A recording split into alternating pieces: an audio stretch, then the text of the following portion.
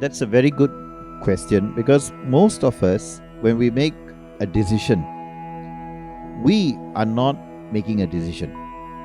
We just decided on something, but we are not firm in that decision itself. When people say that you're making a decision, that means you know that this is what you want and you believe in it. You have seen many people, when they make a decision, they will go and ask the whole world, do you think it's right? Do you think it's right? Do you think it's right? The minute you ask validation for your decision, you have lost 50% faith in it. You are definitely have put the foundation for it to fail. That's why you have the fear that you'll fail. So decisions are always right because it comes from you. Why it should come from you is because it comes with the belief that you can deliver it. You can do it because it's your capability, your empowered decision and everything. However, many people, when they make decision, they don't make it for themselves. They make it in order for other people to say that's the right decision. And that means the other people are not executing that work, but they are just giving an opinion which you are dependent on. But when you are going to do the work, where is your belief? Where's your commitment? Where's your passion to deliver? And this is why it fails. The decisions are not wrong, but the belief in the decision that you make doesn't exist. That's why that decision becomes a failure. I see. I think for me, the fear is of the consequence, like you said. Yes, consequences are very, very real. So what you need to do is, when you make a decision, so write the consequences, and write the consequences, right? So when you have written the consequences, the best thing for you to, can I manage it? Can I manage it? Can I manage it? So once you have understood that you can manage it, this decision is right for you. Why? Because you have the confidence there is no more failure, because you know how to manage your consequences, right? So then you are empowered, that you know that you can manage.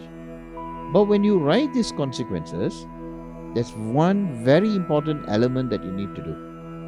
Is it relevant?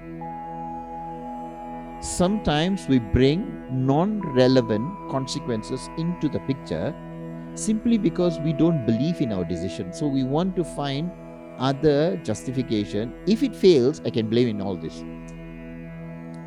Do you understand? So you're finding reasons and justify so that people won't scold you or people won't look bad about you, because you have already got all the justification for it to fail. So imagine you are doing a decision to succeed. However, you have planned for all the justification for it to fail and acceptance of the failure without having to carry the guilt of failure. Now, your decision is on the foundation of failure, not on the foundation of success.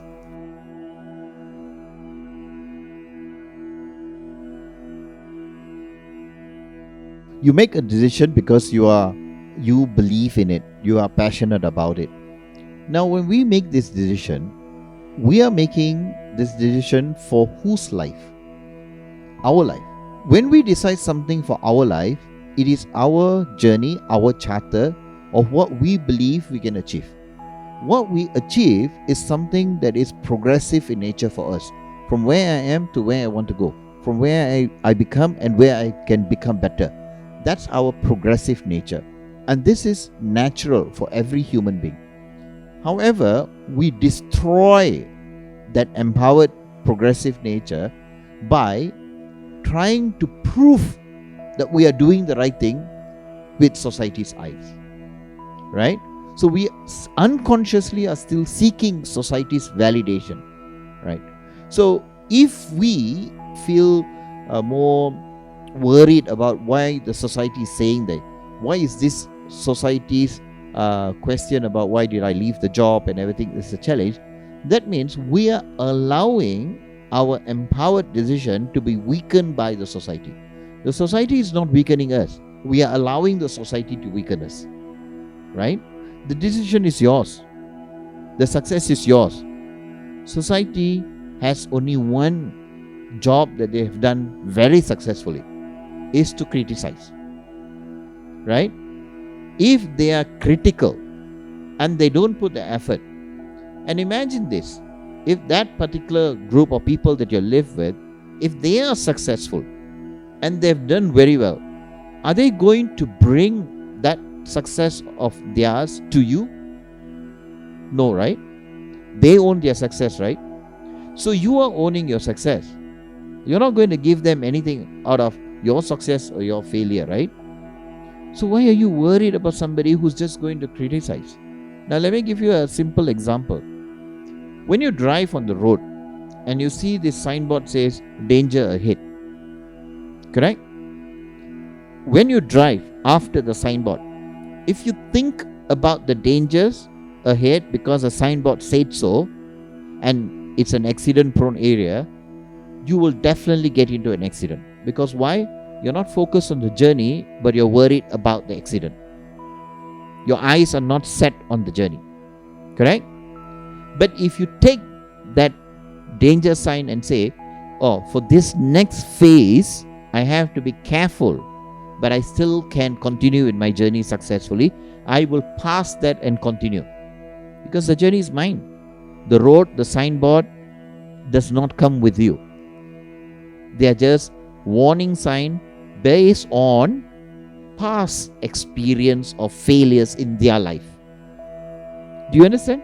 So that's why society is warning you based on their life's failure. You are starting a new journey. You will go through some hurdles, but take it as experience to progressively get there. Slow down to understand what is in front of you. Like what you said, I planned the race, I planned the mitigation. You are doing right. Your race may be different from the society, and the society's risks and failures, you may never even experience it. Do you understand? So you are empowered, you're built to succeed. Why are you worried about the society? It's not that I'm worried about the society. It's more towards like I'm married to someone and we have kids and etc. How will this reflect on them? Of course, we have discussion and say like, okay, this is what we're going to move ahead as family, and then this family have other family connected to it. Yep. So this part of it is where I'm worried. Well, simply said, relatives. Yes. Again, they play the same role, criticize, right? You ask, go back, do this simple thing, call all your relatives, right? Now, I've given up my job.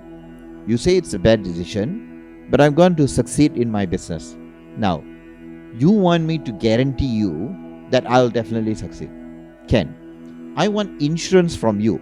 If I fail, all of y'all are going to substantiate with money because you have a lot of concern and a lot of care for me that I may fail, and you're thinking good for me.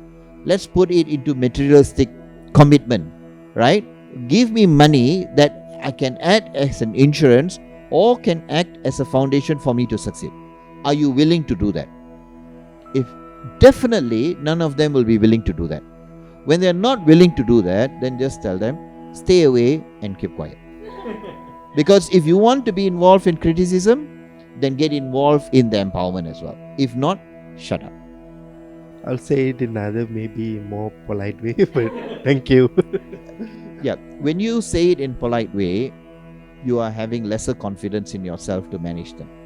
When you say it, Just don't want I'm to not hurt saying them. we do this, we don't want to hurt them. We are not angry with them, but we are putting them in their place to tell them. But imagine if you are able to voice out your belief system that you say you can do it, and you put them in their place, half of them could be empowered and will use you as an example for them to do something that they were not daring enough to do.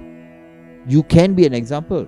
But if you just follow through, see, I've already told him so, I already know he's going to fail, because you're not standing up for yourself. It is not about angry, it's not about rebutting, it's not about being rude. It's about you standing for yourself on your visions, your journey, and you own your success. Right? And you won't have the same problem to say this to somebody that you don't know. Because you don't know them, you're able to say the same thing that I asked you to say to them. Correct? Because you have regarded that person as a third party who's not part of your journey. That's why you can tell them. But the society is also the same third party who's not part of your society journey. Be brave. If you want to succeed in life, you must be brave to speak.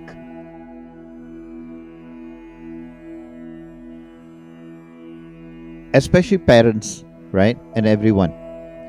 You always will go back to them for advice, right? When you go back to them for advice, you know that they will give you an advice so that you don't fail. At the same time, you are also telling them that you have not grown. Do you understand?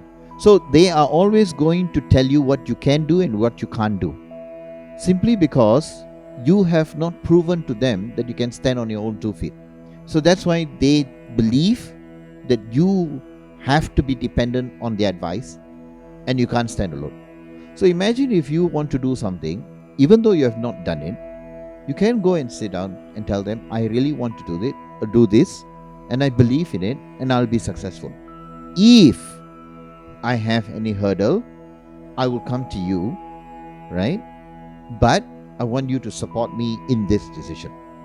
Now, this is a conversation that you have to do first and tell them where you want them to play a role. That's not about telling them or being rude to them. That is telling them, I want to grow up. I want to grow up as my own identity. I want all of y'all to support me in doing it. Then they know that their role is to support. If you don't tell that, what do you think? Should I do? They can interpret it as, I can criticize, I can object, I can support. You have given them the option to choose anything. Then you come back and you get frustrated when they criticize and when they object, because you didn't ask them for support. Always don't go, you can never ask them for things that you're going to do in a big way. Even the small things, say, I've decided to do this, I need your support. I've decided to do this, I need your support. I've decided to do this, I need your support. So when you keep doing that, it builds you confidence to tell them to be able to articulate what you want to do in life. And they also build confidence in you, saying that you're growing out and growing up to become your own person. Then they will let go of the rope. They know that your confidence is going to do, and they will believe in you as much as you believe in you.